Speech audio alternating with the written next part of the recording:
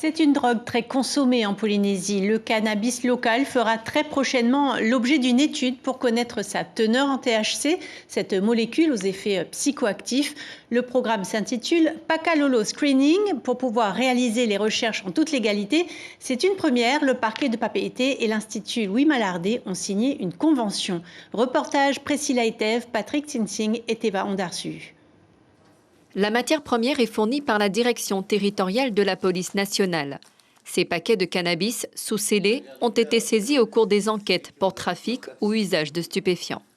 Ces scellés, au lieu d'être détruits à l'issue des procédures, seront remis selon un process bien déterminé, donc à l'ILM, qui en prendra quelques échantillons de manière à faire ses recherches.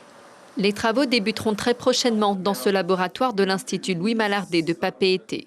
Dans chaque échantillon de Pakalolo reçu, les scientifiques analyseront le taux de THC, cette molécule à l'origine de l'état euphorique après consommation. Pakalolo Screening, c'est une étude qui avait été rédigée il y a un peu plus d'1 an déjà. L'objectif était effectivement de donner des données précises sur les teneurs en THC et en CBD que contiennent les plantes qui circulent en Polynésie française. Ces recherches, menées pour la première fois sur le territoire, permettront aussi d'identifier les différentes variétés fumées au fez-noix. On a un imaginaire sur le sujet qui mérite d'être vérifié, donc on vérifie aujourd'hui techniquement et scientifiquement ces données. En revanche, rien sur les vertus thérapeutiques, car le cannabis reste avant tout une drogue, rappelle l'ILM. Les résultats de cette étude Pakalolo Screening seront rendus publics en 2025.